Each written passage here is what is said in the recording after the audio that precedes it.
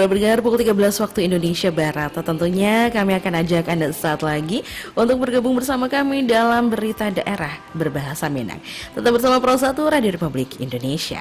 97,2 FM Pro 1 RRI Bukit Tinggi, kanal informasi dan inspirasi.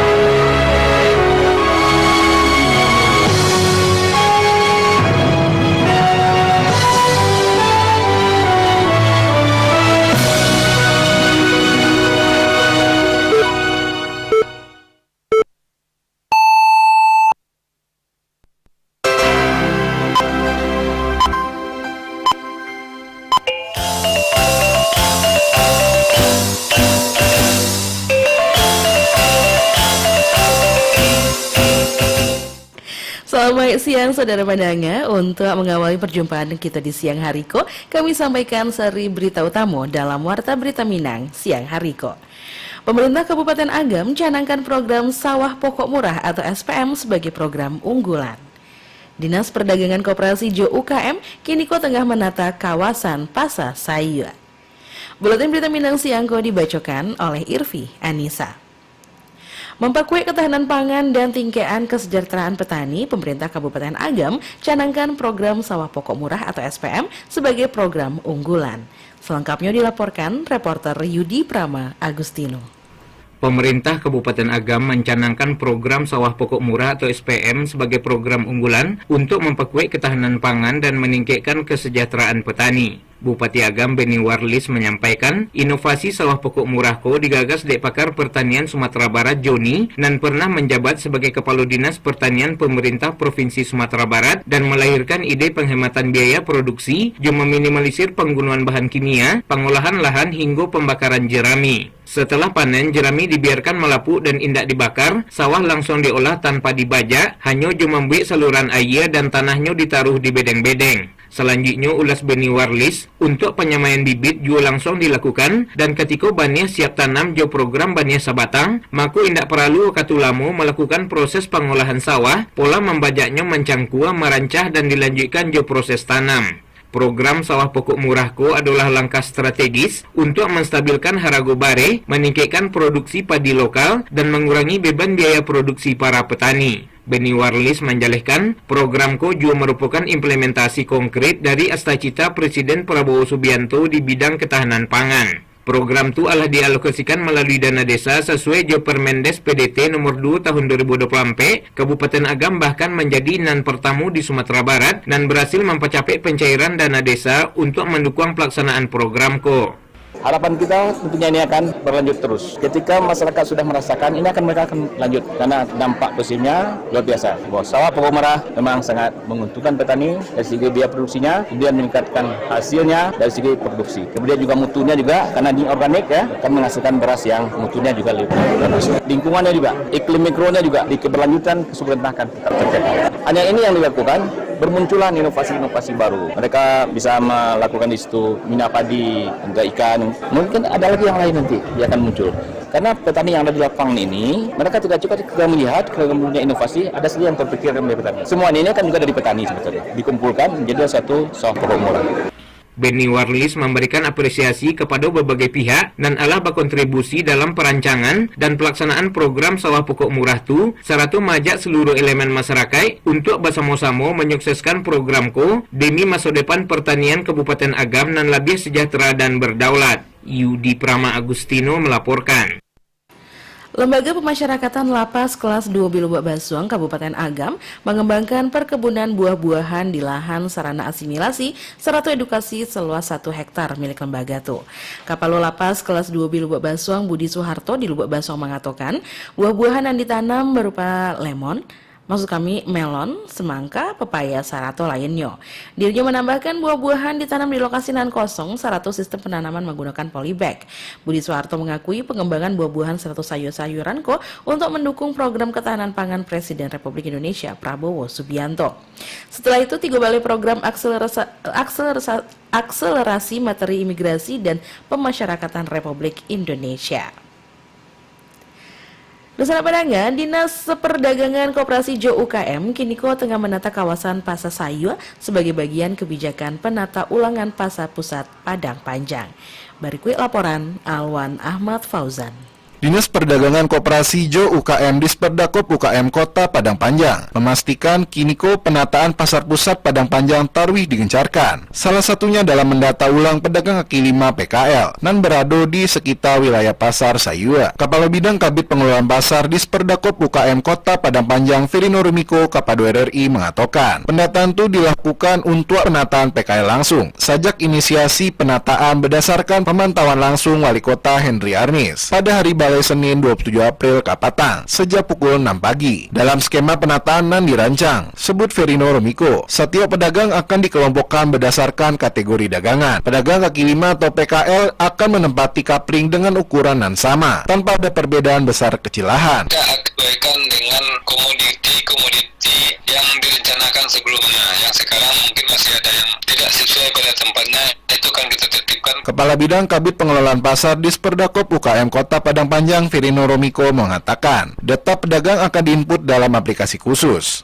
Kepala Bidang Kabid Pengelolaan Pasar Disperdakop UKM Kota Padang Panjang Firino Rumiko juga mengatakan, data pedagang akan diinput ke dalam aplikasi khusus. Aturan ini, ujar Firino Rumiko, akan berlaku mulai Jumat pekan depan, dengan harapan suasana pasar menjadi lebih nyaman bagi pedagang maupun masyarakat nan berbelanja. Dari Kota Padang Panjang, Alwan Ahmad Fauzan dari Bukit Tinggi melaporkan. Satuan Brigade Mobil Satbrimob melaksanakan panen jaguang di lahan Salaweh 2 hektar sebagai bagian dari program nasional ketahanan pangan. Panen jaguang tersebut digelar di lahan produktif markas Kompi 3 Batalion Pelopor Satbrimob Polda Sumbar dan berlokasi di Kompleks Perkantoran Padang 7, Nagari Awakunyang, Kecamatan Pasaman. Kegiatan bertujuan untuk mendukung ketersediaan pangan sekaligus memperkuat ketahanan pangan. Komandan Satbrimob Polda Sumbar, Kombes Polisi Joni Afrizal Syafruddin, SIK SHMH menyampaikan, kegiatan merupakan bentuk nyata peran aktif Polri dalam mendukung program ketahanan pangan nasional. Joni Afrizal Syafruddin berharap melalui sinergi antara Polri, pemerintah daerah, dan masyarakat, program Bantuako bisa menjadi kontribusi nyata dalam memperkokoh ketahanan pangan tidak hanya di Sumatera Barat, tapi juga di tingkat nasional. Pemerintah 50 kota tawarkan mendorong hilirisasi gambir demi meningkatkan nilai jual juga kesejahteraan petani di tingkat daerah. Berikut laporan Irsyad.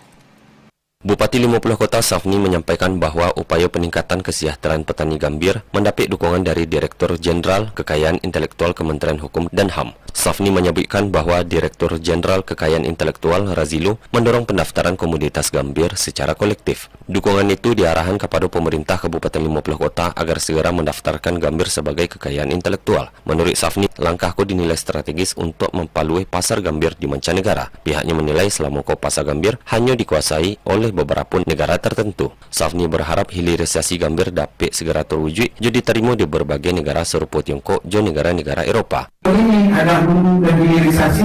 Saya yakin kesejahteraan masyarakat dan khusus petani gambir di 50 Kota, saya akan yakin 5 tahun ke depan kesuksesan ada di petani gambir. Maka dari itu kami selaku bupati mewakili masyarakat Kabupaten 50 Kota, terutama sekali yang kita bahas pada hari ini, petani gambir, mewakili petani gambir. Insya Allah kalau Bapak serius sesuai yang disampaikan tadi, kita tinggal menggunakan bola. Direktur Jenderal Kekayaan Intelektual Kementerian Hukum dan HAM, Razilu, menegaskan bahwa pihaknya menyambut baik program pengembangan gambir yang diinisiasi pemerintah daerah. Menurutnya, gambir dari 50 kota tidak hanya harus dipasarkan dalam bentuk bahan mentah, namun dirinya menekankan pentingnya produk olahan gambir guna meningkatkan nilai jual komoditas itu. Pemerintah daerah diharapkan dapat tarikh mendorong inovasi juga perlindungan hukum terhadap produk gambir agar lebih kompetitif secara global. Kalau Gambir dijual Gambir, toh biasa-biasa saja kayak gitu, ya harganya pasti gitu-gitu aja. Oleh karena itu perlu dicari jalan keluar. Gimana supaya Gambir dan juga tadi songket mansiang dan macam-macam itu punya nilai yang lebih, sehingga mensejahterakan daripada teman-teman. Segera bikin, mereknya adalah Gambir 50 kota, udah ya, itu merek kolektifnya. Karena tadi Bapak bilang, orang udah tahu bahwa 50 kota itu, orang udah nggak mikir lagi tinggal makan kan. Ya kurang lebih, jadi itu sudah punya pesan tersendiri sebenarnya. Di Gambir 50 kota tinggal langsung dimakan saja. Upaya ko diharapkan mampu mendorong kesejahteraan petani sekaligus memperkuat posisi Gambir sebagai komoditas unggulan di pasar internasional. Irsyad melaporkan. Pemerintah Kota Pemkot Solo mendorong pelaku usaha mikro untuk memanfaatkan sistem perlindungan hak kekayaan intelektual atau HKI karena memberikan perlindungan hukum terhadap penciptaan karya. Wali Kota Solo Ramadhani Kirana Putra di Solo mengatakan komitmennya untuk Tarwih mendorong masyarakat dalam memanfaatkan sistem perlindungan kekayaan intelektual. Selain itu, pemerintah Kota Solo berkomitmen Tarwih mendorong lahirnya produk-produk unggulan berbasis kekayaan intelektual. Menurutnya, kekayaan intelektual merupakan aset penting dan dapat mendorong promosi, distribusi, serta meningkatkan daya saing produk-produk lokal. Nusantara Padang, Dinas Perpustakaan dan Kearsipan DPK Kota Padang Panjang melakukan digitalisasi naskah kuno dan alah berusia ratusan tahun. Berikut laporan Nofri.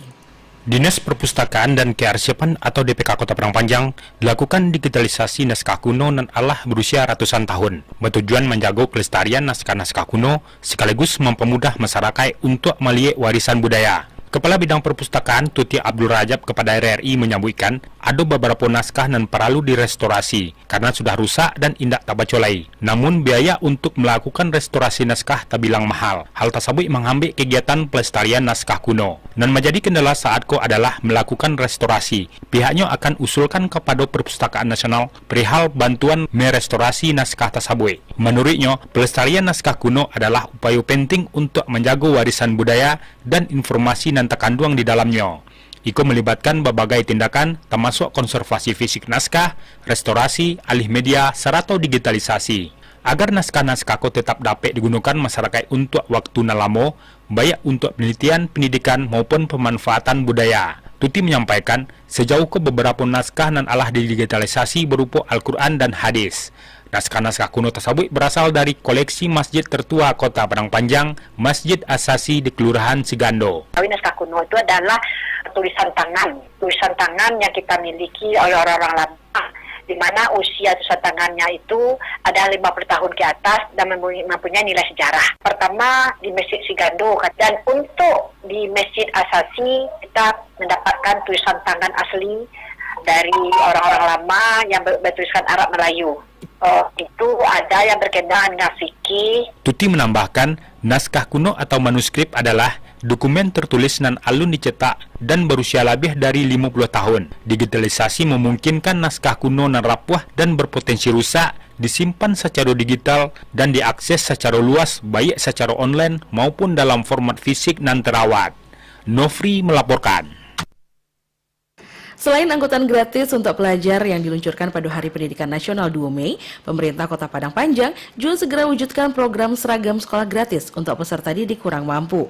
Kepala Dinas Pendidikan dan Kebudayaan Kota Padang Panjang Nasrul menyebutkan program sekolah gratis tersebut salah satu program unggulan dari Wali Kota Henry Arnis dan Wakil Wali Kota Alex Saputra.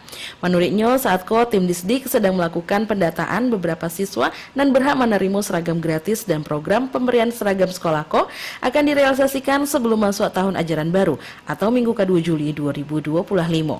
Dirinya menambahkan untuk seragam dan akan diserahkan diantaranya seragam baju putih merah untuk SD lengkap jo atribut dan sepatu, seragam putih dongker untuk SLTP lengkap dengan atribut termasuk jilbab jo sepatu. Nusantara Padang, Desri Ayunda terpilih sebagai Ketua Umum PSTS Tabiang 2025-2029 secara bule aklamasi. Berikut laporan Joni Marbeta. Persatuan Sepak Bola Tabiang dan sekitarnya PSTS Kecamatan Koto Tangah, Kota Padang Tarih gencar melakukan konsolidasi kepengurusan 2025-2029 dalam rangka menggairahkan pembinaan generasi muda melalui sepak bola di masa mendatang, bahwa Desri Ayunda selaku Ketua Umum PSTS Tabiang 2005-2029 tapiliah dengan suara bulik aklamasi di pemuka masyarakat Tabiang dan sekitarnya dalam rapat musyawarah klub PSTS Tabiang. Ketua Umum PSTS Tabiang 2005-2029 Desri Ayunda dan juga mantan Direktur Kewangan Semen Padang tu ingin mengembalikan kejayaan PSTS Tabiang di mana sejarah pesepak bolaan Kota Padang tidak terlepas dari pembinaan pengurus PSTS Tabiang sebelumnya. Kami mengucapkan terima kasih atas kepercayaan masyarakat Tabiang dan sekitarnya. Kami sadarkan bahwa PSTS dan bersama amanah ini akan kita laksanakan sebaik-baiknya dalam rangka mengangkat nama besar PSTS di masa yang akan datang. Sukses untuk kita bersama, sukses PSTS. Setelah disusun kepengurusan PSTS Tabiang di masa bakti 2005-2029, berbagai program pembinaan lewat SSB, sekolah sepak bola berjalan dengan baik serta balik menjadi tim nan disegani di Kota Padang serta memotivasi pemuka masyarakat Kota Tangah agar dia menggiatkan pembinaan generasi muda melalui sepak bola khususnya lewat klub PSTS Tabiang dan pernah melayan pemain sepak bola nasional serupa Bubi Satria, Fauzan Jamal, Andre Safrudin, Ronaldo Eko dan juga Tommy Pranata. Juni Marbita mengabarkan untuk berita Raminang pada siang hari ko. Pemerintah Kota Payakumbuh secara resmi malape kontingen atlet sepatu roda Kota Payakumbuh dan akan berlaga di Bukit Tinggi Open Cup 1 tahun 2025 kejuaraan nasional. PLT Asisten 2 Set Dako Payakumbuh Wal Asri mengatakan apresiasi atas dedikasi atlet dan pelatih dan alat berlatih kareh. Dirinya juga menekankan pentingnya dukungan lintas sektor, termasuk Dinas Pemuda dan Olahraga serta sponsor lokal untuk memastikan atlet mendapat fasilitas yang optimal. Kontingen dari Kota Payakumbuh dan akan mengikuti event berskala nasional sebanyak 55 orang atlet dan berlaga di kategori speed, standar, jo, pemula. Nusana Pandangan, sekian berita daerah Babasa Minang untuk siang hari ko, Senin 5 Mei 2025. Berita daerah selanjutnya dapat didengarkan besok pagi pukul 6 waktu Indonesia Barat. Terima kasih dan selamat siang.